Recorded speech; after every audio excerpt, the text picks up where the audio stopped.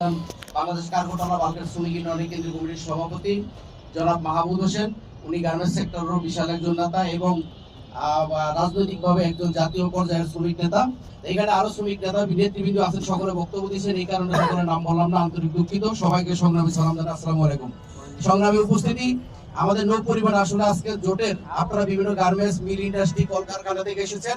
আপনাদের সাথে যোগ হয়েছে আরো কিছু নেতৃবৃন্দ, আপনাদের নারায়ণগঞ্জ জেলা লোড আনলোড শ্রমিক ইউনিয়ন। আজকে যেহেতু নারায়ণগঞ্জ শ্রমিক কর্মচারী ঐক্য ফেডারেশন আজকে যেহেতু আলোচনা সভা, এই সভায় বিভিন্ন গার্মেন্টস কলকারখানার সাথে নারায়ণগঞ্জ জেলা লোড আনলোড শ্রমিক ইউনিয়নের নেতৃবৃন্দ এখানে আছেন। এখানে নৌ পরিবহন বাংলাদেশ নৌযান বঙ্গের শ্রমিক ইউনিয়নের নেতৃবৃন্দ আছেন। বাংলাদেশ লঞ্চ যারা চালায় লঞ্চের শ্রমিকবৃন্দ এখানে উপস্থিত আছেন। এখানে আরো অন্যান্য শ্রমিক ছিল, লোড আনলোড শ্রমিক ইউনিয়ন, যারা জাহাজ কিংবা ট্রাক এই খালি করে লোড আনলোড শ্রমিক ইউনিয়ন, সে সকল নেতৃবৃন্দ আমাদের এখানে অনেকে আছেন।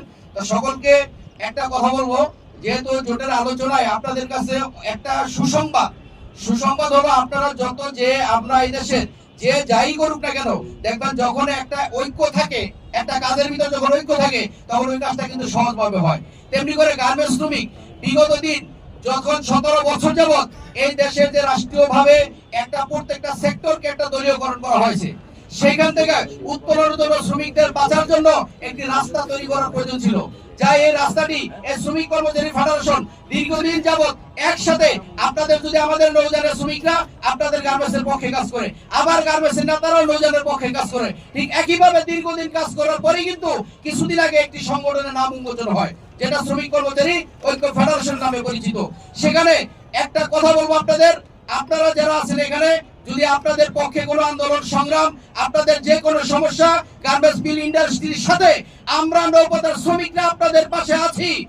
যে কোনো আন্দোলন সংগ্রামে, যে কোনো দাবি দাওয়া বাস্তবায়নের জন্য এখানে আরো উপস্থিত আছেন নারায়ণগঞ্জ জেলা সড়ক পরিবহন শ্রমিক ইউনিয়নের নেতারা এখানে উপস্থিত আছেন।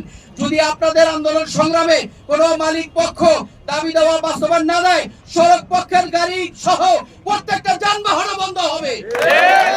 এই ধরনের একটি সংগঠন আমাদের উপহার দরকার ছিল, ঠিক না? এই সংগঠন আমাদের তৈরি হয়েছে আমাদের অ্যাডভোকেট ইসমাইল ভাইয়ের নেতৃত্বে।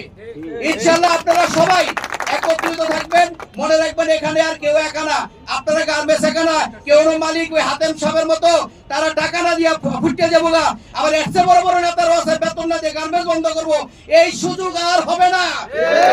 গার্মেন্টস শ্রমিকরা এখন আর এক গার্মেন্টস শ্রমিক একা না, গার্মেন্টস শ্রমিকদের সাথে এখন নৌ পরিবহন শ্রমিকরা আছে, গার্মেন্টস শ্রমিকদের সাথে সড়ক পরিবহন শ্রমিকরা আছে, গার্মেন্টস শ্রমিকদের সাথে নারায়ণগঞ্জ লোড আনলোড শ্রমিকরা আছে, নারায়ণগঞ্জ রিক্সা চালক শ্রমিকরা আছে।